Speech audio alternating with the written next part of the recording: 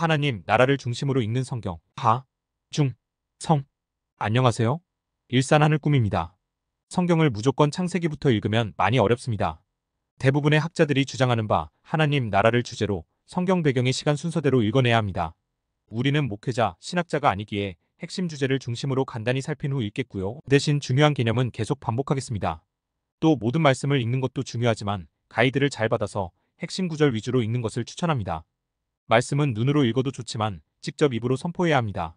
내 귀에 들려줘서 영의 말씀으로 몸의 행실을 죽이고 또 선한 것을 세우는 최고의 방법이기 때문입니다. 함께하는 분들의 샬롬을 기원합니다. 참고로 번호는 교재의 페이지 번호입니다. 하중성 사도행전 성령으로 임하시는 하나님 사도들의 행적에 대해서 적어놨습니다. 오순절날 예전 시내산처럼 새 백성이 탄생합니다. 구약 오순절 때 두 돌판을 받고 이제 백성이 태어난 것처럼 신약 오순절 때 역시 성령을 받고 새 이스라엘 백성이 탄생하게 됩니다. 왜 역시라고 표현했냐 하면은 구약 시대 때 두 돌판을 모세가 받은 날을 유대 전승에 의하면 이제 오순절로 보고 있거든요. 그래서 역시 구약 오순절 때 이스라엘 구약 백성이 탄생하고 신약 오순절 때 이제 새로운 이스라엘이 탄생하게 된 것이죠. 사도행전보다는 사도행적이 낫다. 10장까지는 베드로의 행적, 28장까지는 바울의 행적이 잘 나와 있습니다. 지역적 경계인 사마리아인을 전도하는 것을 통해 경계를 뛰어넘고 신학적 경계인 에디오피아 내시를 전도하는 것을 통해서 이제 역시 신학적 경계를 뛰어넘는 것을 보여줍니다. 그리고 이미 가이사랴에 빌립이 있었지만 48km 떨어진 베드로를 불러 고넬료 사건을 보게 하십니다. 왜냐? 공의회를 위해서. 사도행전 1장부터 7장 유대인의 때 1장 8절 오직 성령이 너에게 임하시면 너희가 권능을 받고 예루살렘과 온 유대와 사마리아와 땅끝까지 이르러 내 증인이 되리라. 자, 이 말씀은 이사야 43장 열방은 모였으며 민족들이 회집하였는데 그들 중에 누가 이 일을 알려주며 이전 일들을 우리에게 들려주겠느냐. 그들이 그들의 증인을 세워서 자기들의 옳음을 나타내고 듣는 자들이 옳다고 말하게 하여 보라. 나 여호와가 말하노라. 너희는 나의 증인 나의 종으로 택함을 입었나니. 이 말씀이 드디어 응답된 것으로 이제 봅니다. 제4장 나라 이스라엘이 정말 제대로 사역을 시작한 때 바로 오순절 때였다. 이사야 53장 10절 여호와께서 그에게 상함을 받게 하시기를 원하사 질고를 당하게 하셨다. 요한복음 10장 내가 내 목숨을 버리는 것은 그것을 내가 다시 얻기 위함이다. 사도행전 2장 그가 하나님께서 정하신 뜻과 미리 아신 대로 내준 바 되었거늘 너희가 법 없는 자들 즉 로마에 손을 빌려 못 박아 죽였다. 그래서 너희는 유대인들 이제 유대인만 예수를 죽인 것이 아니라 이렇게 여러 배경이 있습니다. 자, 사람이 죽었을 때 유대인들은 자기네 조상들의 그 바위를 파서 만든 그 무덤에 시신을 1년간 세마포로 이렇게 쌓은 채 놔두죠. 왜냐하면은 죄가 육체에 있기에 육체가 다 없어지고 뼈만 남아야 살아있을 때 죄가 다 사라진다고 그 당시 유대인들은 믿었거든요. 그러나 예수님은 썩음을 당치 않으셨습니다. 왜냐하면 죄가 없으셨으니까.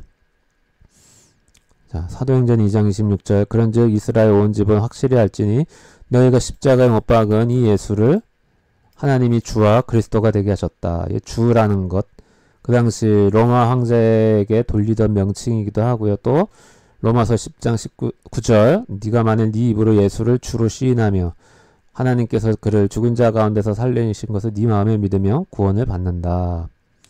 시편 118편에서도 여호와의 이름 아도나이 주라는 뜻이죠. 오는 자가 복이 있다. 사도행전 3장 6절 베드로가 이르되 은과 금은 내게 없거니와 내게 있는 이것을 네게 주노니 나사렛 예수 그리스도의 이름으로 일어나 걸으라. 오른손을 잡아 일으키니 발과 발목이 곧 힘을 얻고 뛰어서서 걸으며 그들과 함께 성전으로 들어가면서 걷기도 하고 뛰기도 하며 하나님을 찬송하니. 사도행전 4장 34절 그 중에 가난한 사람이 없으니 이는 밭과 집 있는 자는 팔아 그 판 것의 값을 가져다가 사도들의 발 앞에 두매 그들이 각 사람의 필요를 따라 나누어 줌이라. 이 말씀은 신명기 15장 땅에는 언제든지 가난한 자가 그치지 아니하겠으므로 내가 내게 명령하여 이르노니 너는 반드시 내 땅 안에 내 형제 중 곤란한 자와 궁핍한 자에게 네 손을 펼칠지니라. 이 말씀이 응답된 것으로 우리는 보죠. 그래서 구약의 하나님이 제사장 민족에게 하셨던 그 많은 말씀들이 이 사도행전 이 성령 강림 때 사도행전 4장에 나오는 이때 많이 이루어졌습니다. 5장 5절 아나니아가 이 말을 듣고 엎드려져 혼이 떠나니 이 일을 듣는 사람이 나 크게 두려워하더라. 사도행전 7장 59절 그들이 돌로 스데반을 치니 스데반이 부르짖어 이르되 내 주여 내 영혼을 받으시옵소서. 예수 믿는 사람 성령 받고 예수를 고백한 사람은 영혼이라 표현하고 그렇지 않은 분들은 혼이 떠난다라고 성경은 표현합니다. 사도행전 5장 41절 사도들은 그 이름을 위하여 능력받는 일에 합당한 자를 여기심을 기뻐하면서 공의 앞을 떠나니라. 그들이 날마다 성전에 있든지 집에 있든지 예수는 메시아 유대인의 왕이라 가르치기와 전도하기를 그치지 아니하니라. 사도행전 7장 스데반 순교가 나옵니다. 8장부터 12장 교회가 분산되죠. 이제 전환기가 옵니다. 8장 빌립 집사 사마리아 에디오피아 내시 이렇게 경계를 뛰어넘는 이야기가 나오죠. 9장에서 이제 바울이 정확히는 아직 사울이죠. 사울이 회심하는 내용이 나옵니다.